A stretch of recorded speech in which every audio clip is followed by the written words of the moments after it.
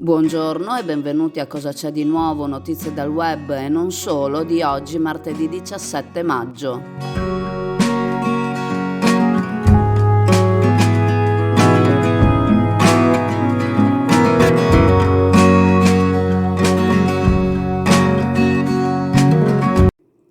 Comincia la stagione estiva e può capitare di appoggiare le proprie cose in spiaggia sotto l'ombrellone o su una sdraio, allontanarsi un secondo senza pensare che ci possa essere qualcuno che voglia approfittare di quel momento di tranquillità per impadronirsi delle nostre cose. Invece di piccoli delinquenti è pieno anche dove meno te lo aspetti, dove ci si sente a casa propria, come nella spiaggia frequentata da tanti anni, dove si conoscono tutti, ma può esserci sempre qualcuno che è pronto a intercettare ogni secondo di distrazione per agire furtivamente, lasciandoci la brutta sorpresa di non trovare più i nostri averi. Sembra che qualcuno abbia già iniziato a impadronirsi delle sacche altrui, all'interno delle quali può essere custodito il portafoglio, le chiavi della macchina, quelle di casa e altre cose varie che possono portare il malintenzionato a rintracciare la nostra abitazione ed entrare indisturbato per rubare ciò che trova. Quindi state allerta, occhi aperti anche dove si pensa di essere come a casa propria, in tutta tranquillità.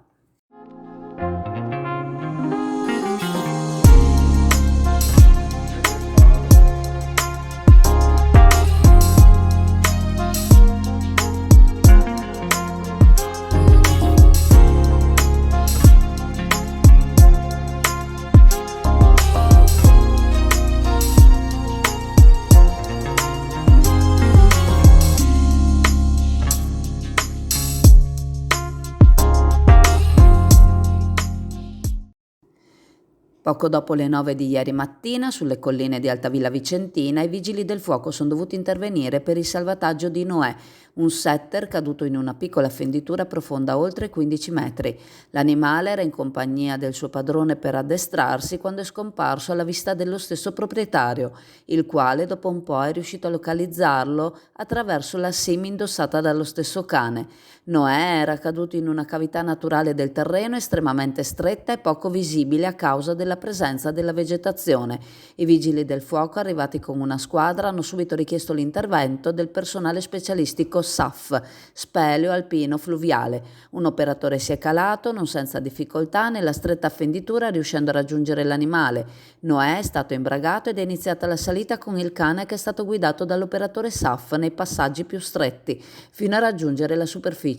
Il setter, senza nessuna ferita, è stato consegnato quindi al proprietario. I vigili del fuoco hanno proceduto alla segnalazione al comune di Altavilla Vicentina della pericolosa voragine. Le operazioni di soccorso sono terminate circa a mezzogiorno.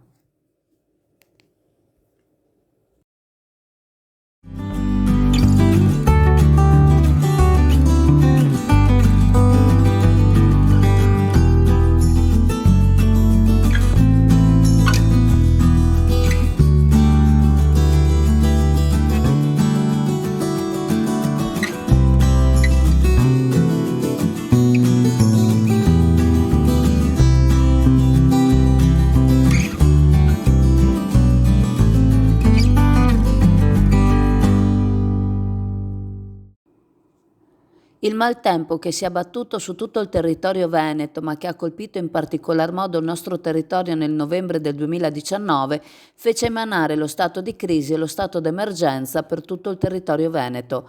Vennero decisi i criteri massimali di primo sostegno per la popolazione e le attività economiche e produttive, con un limite massimo di 5.000 euro per i nuclei familiari e 20.000 euro per le attività commerciali.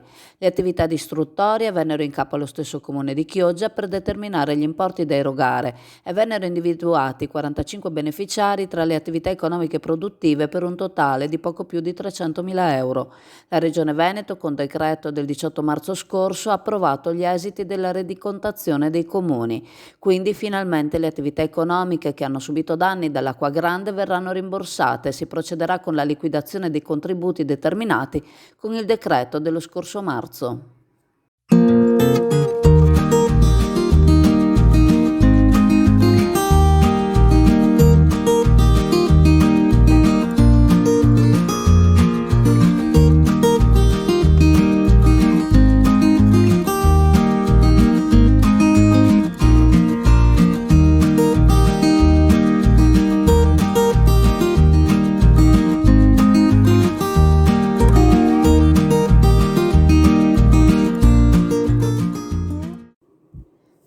Nei giorni scorsi il G20 Spiagge, l'associazione che riunisce le principali spiagge italiane e di cui Chioggia fa parte, ha chiesto di essere coinvolto a supporto di alcune decisioni a livello nazionale nella predisposizione dei bandi del Piano Nazionale Ripresa e Resilienza.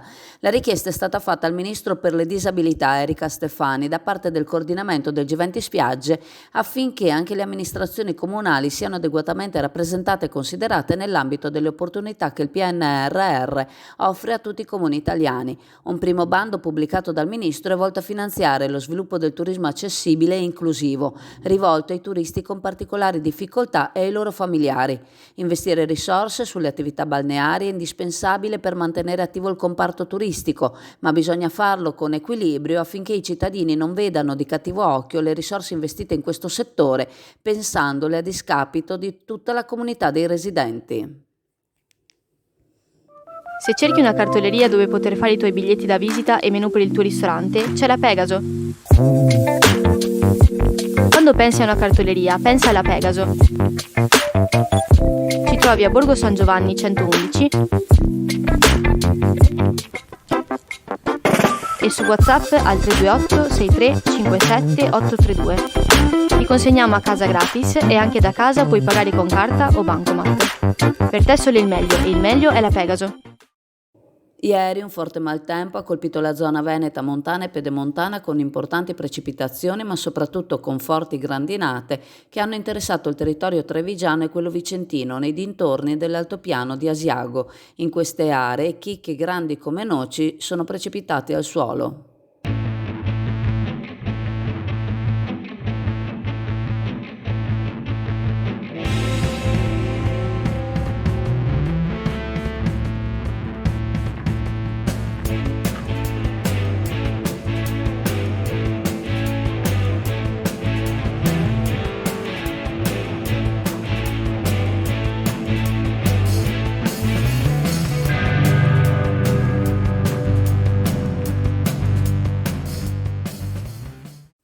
L'Alleanza delle Cooperative Italiane e Coordinamento Nazionale della Pesca e dell'Acquacultura, Coldiretti Impresa Pesca e Federpesca, nella situazione attuale legata al caro gasolio che sta provocando grossi danni alle economie legate al mondo della pesca, vedendo che lo Stato italiano, pur avendo stanziato i fondi di sostegno al settore, non ha ancora provveduto ad erogarli e considerando inutile la misura messa in atto con l'istituzione della CISOA, chiedono che urgentemente venga attivato un tavolo di crisi al fine di un rapido utilizzo del credito d'imposta previsto dall'articolo 18 del decreto legge 21 del 21 marzo 2022.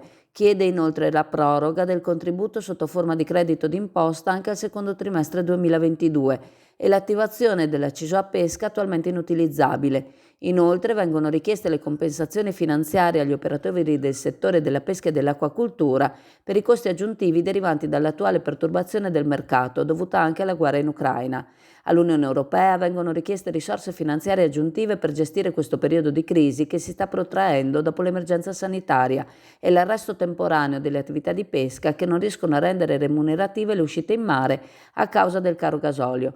Ma serve anche una maggiore celerità per provvedere alla liquidazione delle misure di sostegno per il settore.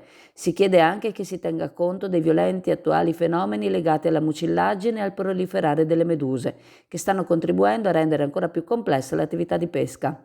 Nel mese di marzo era stato inoltre predisposto un contributo di 20 milioni di euro, per il quale non sembrano ancora essere uscite le domande, come devono essere ancora erogati i fondi del fermo biologico del 2021 e dei precedenti indennizi da parte delle autorità marittime che ancora non abbiano concluso i pagamenti.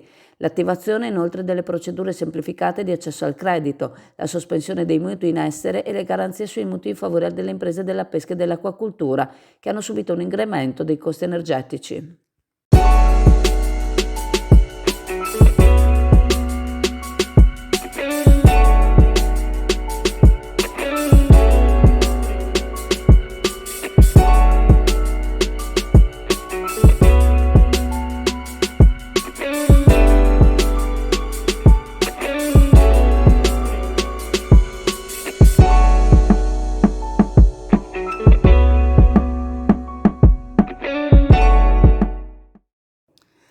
Ricordandovi che la farmacia di turno oggi, martedì 17 maggio, è la farmacia San Marco in via Marco Polo a Sottomarina, vi saluto, vi ringrazio e se volete passate in negozio. Ciao a tutti. ciao!